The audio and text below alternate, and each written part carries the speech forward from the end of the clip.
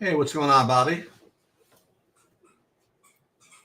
Hey, what's going on, man? Sorry, I was trying to get to the video thing to set the settings, but I couldn't find it right.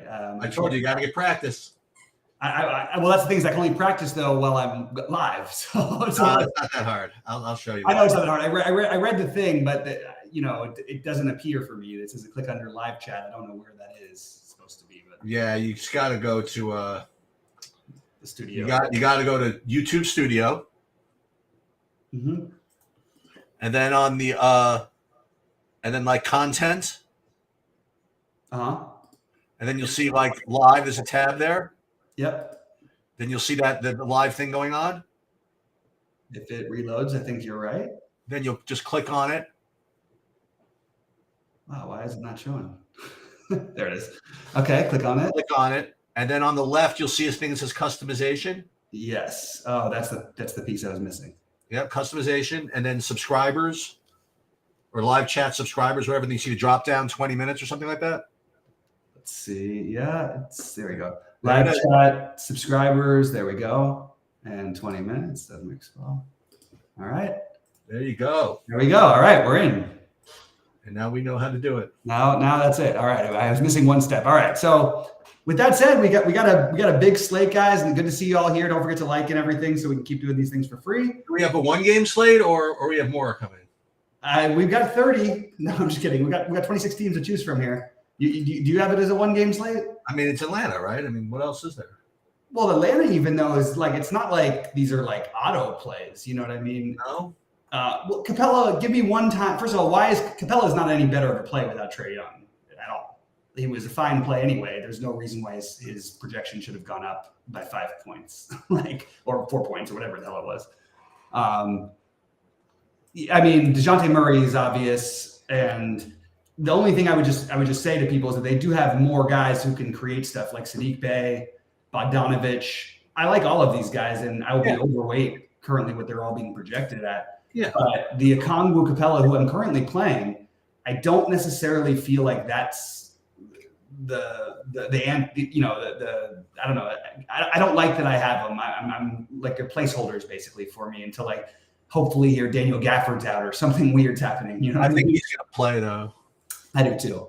But the thing is, like, they're going to have one of the, there'll be 48 minutes combined between Capella and Okongwu in some form or another. So I understand why to do it. And by the way, Embiid's given up some decent games on the other side this year. Not in general, it's not something you want to attack, but if you have teams that you have to play out there with size, they make some sense. But even with Atlanta, like, how many are you really going to play? I don't think you should be playing more than 3 without running it back.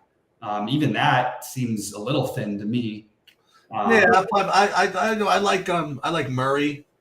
Yeah. I like Sadiq Bey. Those are like the two I like the most actually. And the only problem, I would like to play either one of Capella or Okongwu, but like you said, I mean, like we said earlier, there's like a zillion centers. So if Capella ends up being like really chalky, that's probably something you're supposed to fade. Right. Yeah, I agree, and I had a lot of trouble like trying to come up with a really strong core because all these centers that project really well, and I feel like Capella, Robinson, Vooch is going to be unowned, and he's a really good play, and no one's going to play him. Obviously, it's hard to get to Embiid, but Jared Allen.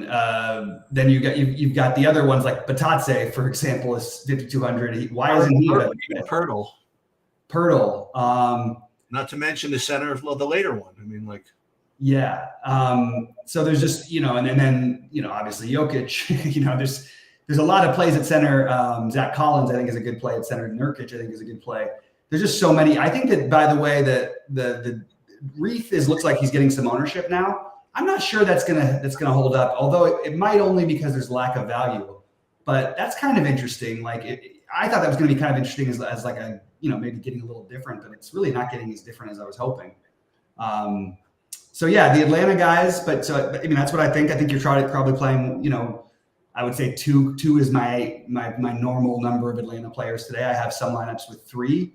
I also love Tyrese Maxey as a run back, and especially because they're going to have DeJounte Murray, handle a lot of the offensive load, it's going to leave Maxey in some favorable matchups, and it's hard to get to Embiid. So I like Maxey as a guy you can spend up on to get a little bit different.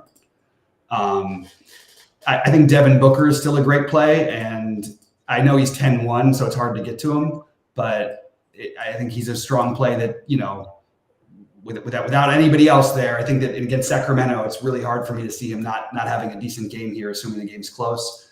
I personally like Simons better than I like Cole Anthony, but I like both of them. These are just some of the priority guys for me. I agree with you. Saddiq Bey on DraftKings is my second one. I don't mind if you want to say like Saddiq Bey and I know they're different prices, but Bogdanovich I think are really close. Dante Exum still I think is worth gambling on, but the problem is he's being treated like not a gamble. Same with Bates Diop, but it does allow you to delay. So a lot of those iffy plays, and then I'm going to be way over the field on DeRozan and the Bulls guys as we talked about earlier. We see now that the projection has come way down for Caruso, but I like Caruso still. I kind of like Caruso, White, and DeRozan.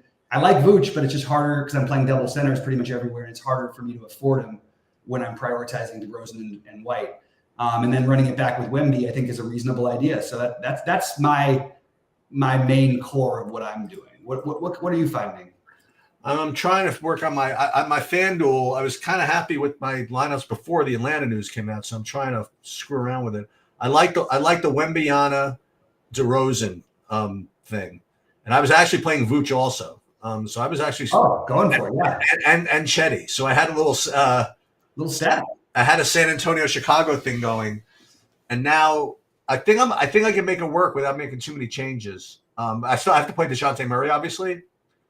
But you like Bogdanovich today?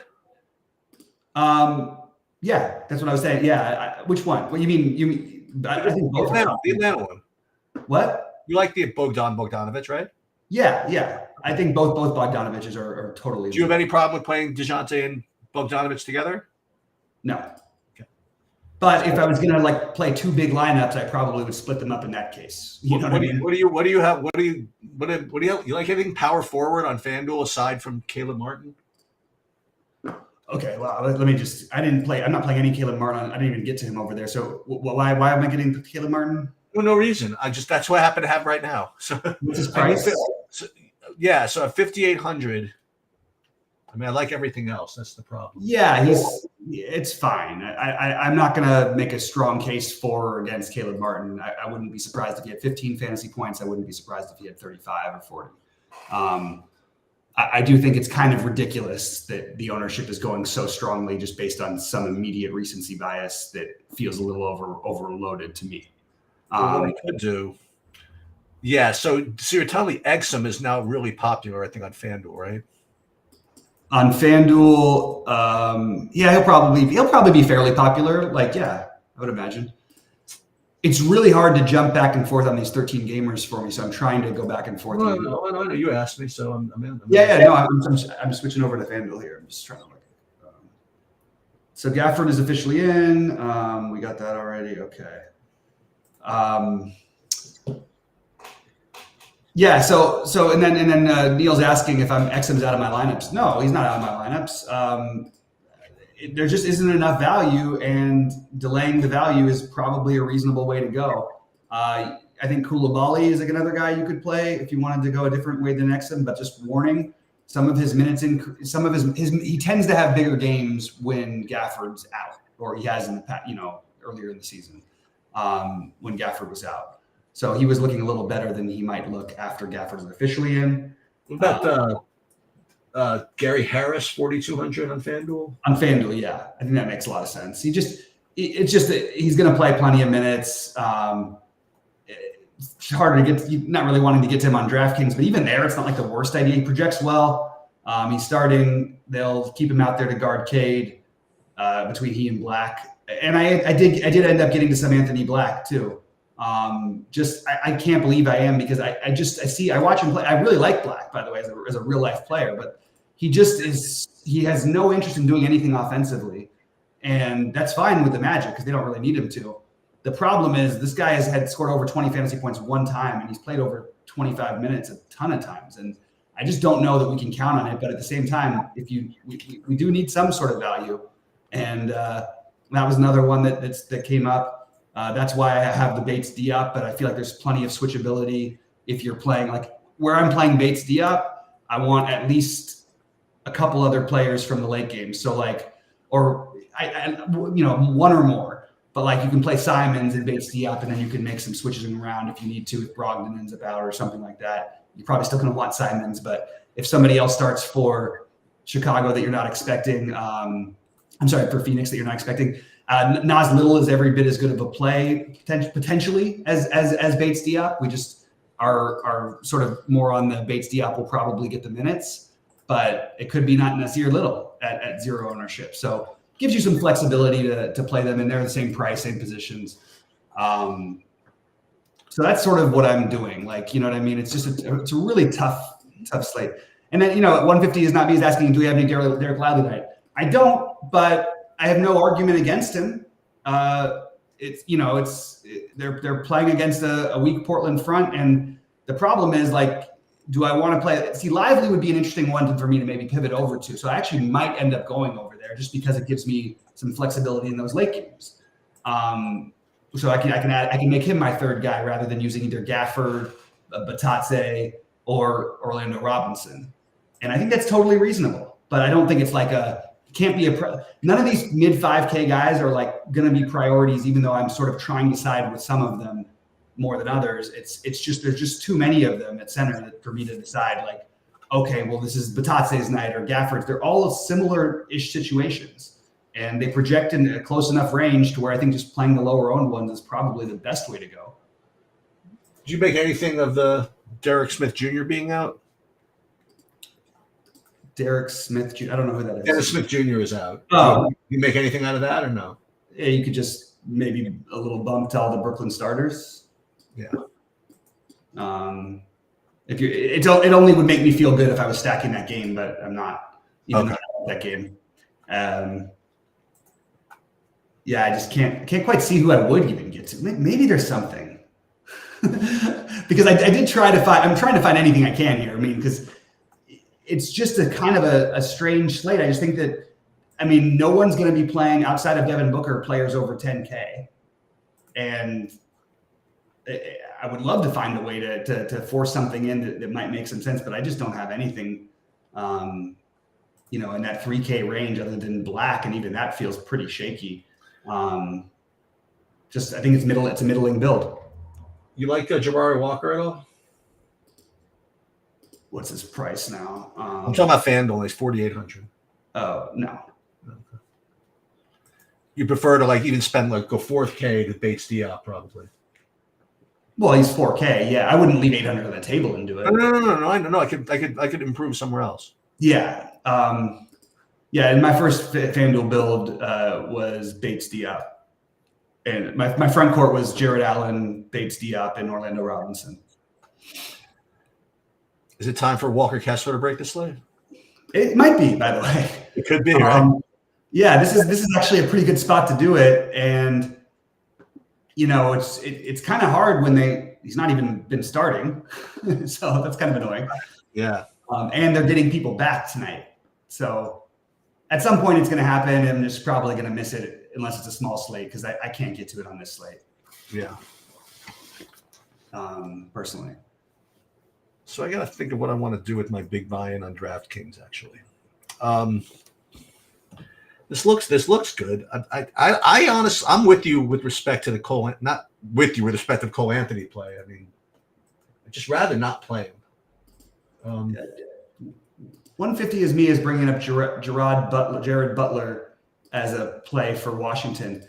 If I play the 10th man on Washington, who hasn't played more than, I think, 15 minutes in a game this season and is coming off a 6-minute game and is likely not to play at all, I'm probably going to have to just quit playing DFS. Then you're not happy with yourself, huh? I just think it's terrible, beyond terrible. I don't care if he gets there. If he does, it's going to be in zero time. But it's just there's no way I'm ever going to make a play like that. With Gafford in, how do we feel about Koulibaly? I'm lower on him than I was, but I still might have some because, as I was mentioning, there's just no real great value to go after, and it's a good pace matchup for Koulibaly. But I think his numbers, it looks like they already dropped down by like 4 fantasy points. So he's going from looking like a much better play to a much worse play very, very quickly. So I'm going to end up with much less Koulibaly probably than I do now. I already sort of was probably. I know we're supposed to play one of the lower owned centers of all these good ones. We are supposed to. Yeah, I don't know exactly which one it is. That's the thing that's hard is like, how are you ranking? Like, it's so hard to rank these guys. So like, for me, I think I liked Orlando. I like Orlando Robinson more than I did to start the day. I think Gafford and Robinson are probably my 2 favorite, but right behind them is. I like the Vooch play. That's what I like. The Vooch one, yeah, well, that's great because that's something people aren't going to. Yeah, that's. But he's not the cheap center that we were to do. No, I know. I could play Vooch and Reith. Yeah, I like that. I think that's totally reasonable.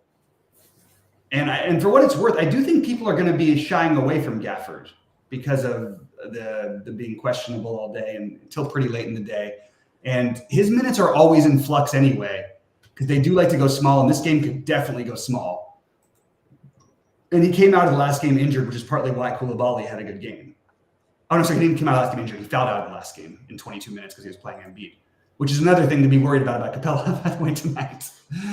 Speaking of which, Jokic versus Şengün is very interesting. If you can tell me the guys you're playing around them, let me know, because I don't know how you're getting to those 2 guys. Yeah, I know. That's the problem, isn't it? It's just, and even where there is value, the value is like somewhat it's a center. These 5K guys and even the Congo at 49 and Reith at 4K, these are all like legitimate plays. So it's hard to play those 2 centers. And then even if, let's just say they put up exactly what they did last time and you get 130 between the 2 of them, which obviously is a huge number.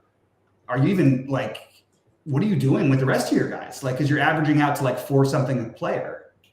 Or a little higher than that. It's about 5K a player, but still, just not that many options to go with that kind of pairing. Which I really wanted to stack Atlanta and Philadelphia, thinking that we'd have some stuff. But you got to play Anthony Black, you got to play Duop Reith, and you've got to probably play a bunch of these very questionable 4,500 guys. It'd be nice to be able to play Devin Booker, right? I'm playing Devin Booker in one of my big buy-ins. Yeah. I'm committed to it, and on FanDuel, I am stacking up the Atlanta-Philadelphia game as a 4-man stack, nothing crazy, with DeRozan and Banchero as my other spend ups in addition to them. As always, easier to get people in on FanDuel. Simons, Harris, Diop, that does not wait. Gordon, Franz Wagner, Hunter, Harris with Jokic. Oh no, Dunbar. The problem is you said Şengün and Jokic. I thought you were just talking about playing both of them. That's a reasonable thing to put around Jokic, but it's also a reasonable thing to put around Embiid. And you're skipping by doing exactly that. You're skipping basically like I think that one of Bogdanovic, if the game stays close, I think one of Bogdanovic and one of Bogdanovic or Murray kind of is almost always getting there unless it's like that weird Sadiq Bey 50-point game. And like, I just feel like you have to play one. Like, I don't know. The more I think about it, I think you really want to have at least one of those 3 in your lineups. And if not, I would go to DeAndre Hunter or Capella. It's really hard for me to picture a lineup right now with no Atlanta players, even though it might work. It's just the one place where everything feels the most cozy. You like anything on the other side of the game or no? Probably not, right?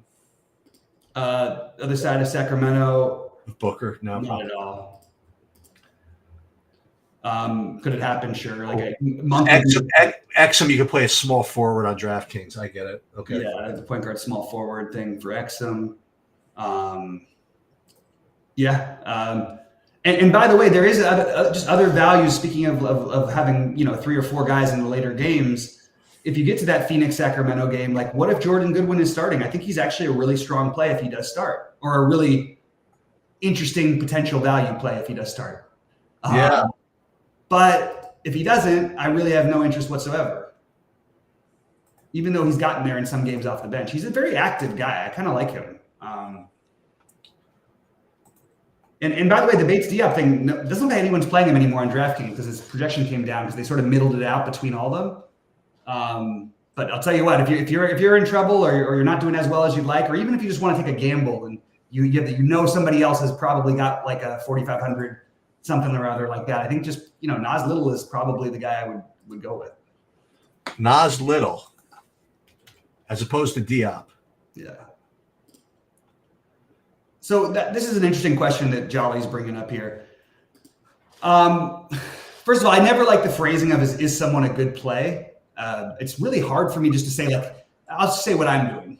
That's the easiest way for me to do it. But Zubac, I named like 9 centers that I like better than him in the same price range. But he will be the lowest owned of them all. It is a plus matchup. They do play with some size in Utah, although the Clippers still will probably try to go small on them. And I think it's totally reasonable to play Zubac. This is a 13-game slate. It's really hard. Like, if you're playing Zubac tonight, you probably should have been at least considering him the last few weeks when they're playing on 5 and 6 and 7 game slates. And you're not really getting any edge over, you know what I mean? Because being the only person to play him or being one of only a few people to play him in the 600 is no different than being one of only a few people to play him in the other 888 with only 7 teams playing. You know what I mean? There's not any advantage you're really gaining by getting that different, except for that he does always have a big ceiling. It's just so hard because you're counting on a ton of rebounds and putbacks. They will not run one offensive play for him. That's just the way they play. And they'll try to go small as soon as they can. So it's a little bit tricky, to be honest, for me to get to the Zubac thing. For a little while with those minutes were trending up and they're sort of trending back down again. Even in matchups against bigs, they've trended back down overall. So I am a little bit more skeptical, but I love the low ownership. There's just so many other low ownership plays. Like right now, the 2 centers I have, because I'm playing 2 centers. Okay. Actually, Gafford and Okongwu, which is weird. Gafford and Okongwu. No, see, I have that in one of my lineups. Oh, do you? I literally have that exactly. And I have a different one with Gafford and Capella. That just doesn't feel quite right, does it? I don't know. It doesn't, because I'd rather have. I think I want to put the cheapo in the late game. Yeah. Yeah. Why not? The Dewop or whatever. Yeah, Duop Reith. We only get so many chances to play Duop Reith. We can play this Capella Okongwu thing every day. It's literally the same thing every single day with those two. And Reith was really good for a minute. Gives me a little more flexibility if I do that. That's all. Yeah. Who's my favorite between Okongwu and Gafford? It has to be Gafford, right? Between those two, probably. But at least I know I'm starting. It's like whatever. Right. But I think Robinson they're the exact same price. There's no difference. Right. Robinson, Robinson. I meant Gafford as opposed to. What's that? I meant Gafford. I know that he's starting at least. Yeah, but Robinson we know is starting too. I meant Okongwu. No, I know, but they're the same guys. I'm just saying Gafford is the same as Robinson. They're both. Right. Okay, fair enough. Yeah. So I'm just saying either one of those guys, I would say. But I think that Robinson is probably the consensus as what's the better play. I kind of like Gafford if he's going to be lower owned, and I kind of like Robinson if he's going to be lower owned. I've got them split up right now. But that's where I'm at with those guys. You like Kamara at all? I mean, it's another one of those fringy ones that I talked about.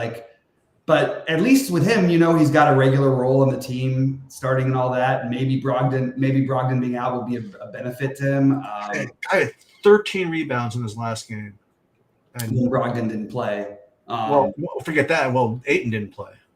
Well, Ayton's still not playing. Right. He was 3 for 14 from the field, including 0 for 4 from 3. From 3, yeah, and he still put up 23. I know. And he fouled out. Yeah, I mean, it's his only double-digit rebounding game of the year. Yeah. But like you said, he hasn't played that many games without Ayton, so why not? Why not? I like Kamara better than I like Jabari Walker. You like Kamara better than Jabari Walker. But again, make that play. Kamara's fine. Like Kamara, put Kamara in the Exum spot if you want to, But both of them have volatility. Thoughts on Okogie in the Phoenix mix? So Remo, that's a good question. That's the thing is we don't need to answer that right now. the point is you're going to end up, well, at least I'm going to end up with multiple players from that later stuff. You know what I mean? Whether it's Dallas with the Exum play, whether it's Portland with Reith and Simons, whether it's Phoenix with Booker, obviously that's not going to change anything, or Nurkic, or Bates Diop. So I really think Okogie's probably going to start no matter what. He's highly volatile, but I think it's probably worth a tournament play. And also, it's not a guarantee that he starts. So if he doesn't start, I would not touch him with a 10-foot pole. If he does start, I think he's playable. But I still don't think he's a better play than the other guys. They seem to have more of a commitment for whatever reason. Well, not really. I mean, they're just sort of spreading it out between all these guys. I don't feel that strongly about it. What happens though? If we come around and it comes time and Yuta Watanabe's starting, you know what I mean? Right. For Phoenix, but this all to say that all of these guys for Phoenix, while some of them probably get there, and the starters make the most sense, they have 5 guys at the same position that they're going to all get minutes tonight, or the same 2 positions. So it's a little tricky. Yeah, you make them later on results and depending on starting lineups. And you might go somewhere else. Kobe's going for Thibault, and I am trying to figure out why.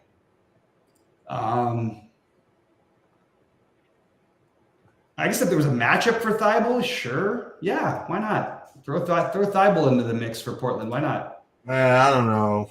I mean, it's not for me. The guy that's like 4 fantasy points a minute. You know, I don't know. It's really bad for me, but at least he plays minutes. You know, he does. He always did. Yeah, but coming off the bench, 4K with Thibault, it's kind of hard for me to talk myself into. You're just really praying he squeezes out that 20 fantasy point game. You know. And Kobe and I usually are in lockstep. So when we disagree, somebody has to be right. We're usually on this very similar page, and he makes a lot of really, really good points. Kobe does. So straight up, I got to do this. I think it's going to have to be a Kongwu.